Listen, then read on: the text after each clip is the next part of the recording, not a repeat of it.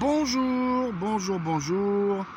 Donc toujours sur la chaîne de la culture de la pistache. Donc nous voici donc dans l'arrière-pays niçois, sur la route napoléonienne, cette fameuse route que notre cher Napoléon a construit, a fait faire, qui relie les Alpes avec, bien sûr, le Nice et l'arrière-pays et la côte Azur. Voilà. Et donc voilà, on est déjà à une certaine altitude, on est au début juin, il fait pas chaud, on peut regarder, je pense qu'il doit faire à l'extérieur 6-7 degrés, et voilà. Et donc nous voici encore pour une de nos facettes de ce fameux arbre méconnu, qui est le pistacher. Regardez où il vit carrément sur les falaises, au bord, limite, regardez, il n'y a rien qui pousse, et lui il est là, accroché aux falaises. Donc là, il est bien exposé, hein. Il reçoit le soleil du matin. Et voilà. Et il est en retard, bien sûr. Pourquoi? Ici, on est un peu plus en altitude. On doit être autour de 700-800 mètres. Et donc, il fait froid. C'est une période, on va dire, un printemps tardif. Et donc, il fait très froid. Voilà. Donc, vous voyez, il s'adapte partout, cet arbre, hein, qui est vraiment très, très puissant. Et là, en face de nous, on a une femelle.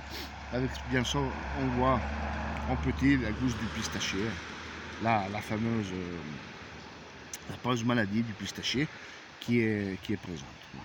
Donc vous voyez, c'est un arbre qui peut s'adapter très très bien dans des conditions aspres et très biscornues. Voilà. Donc il n'a pas besoin de beaucoup d'eau, hein. Il s'adapte très bien. Voilà. Il lui faut par contre, comme d'habitude, du froid et du chaud. Voilà. Donc regardez un peu le contexte, hein. C'est vraiment de la pierre à tous les niveaux. Mais il est là, il est là. Et puis on va descendre, et puis on va en trouver jusque sur la côte d'Azur. Donc c'est vraiment comme d'habitude. Cet arbre pourrait être très bien dans l'arrière-pays niçois, hein.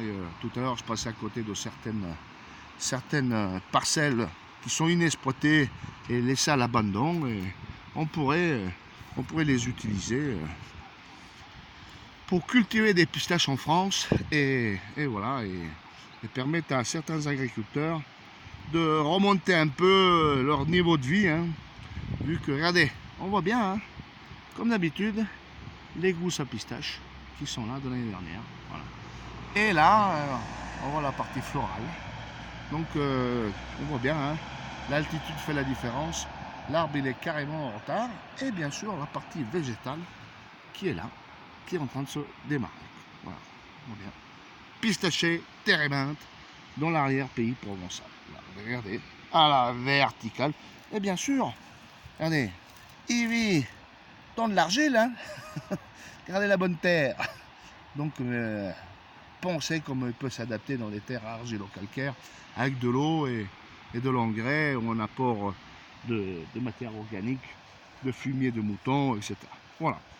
Encore une facette de cet arbre qui était méconnu, hein, qui renaît, hein, grâce un peu à moi et puis à certains industriels aussi qui se lancent comme des vautours là-dessus. Voilà, en direct de l'arrière-pays provençal et niçois, sur la route de notre cher Napoléon, hein, la route napoléonienne, le pistacher, térébinthe et la culture de la pistache. Merci. Je remercie quand même YouTube qui permet de poster en ligne les vidéos. Et voilà. Et donc c'est grâce à eux qu'on peut présenter cet arbre méconnu et en parler. Merci beaucoup et à bientôt.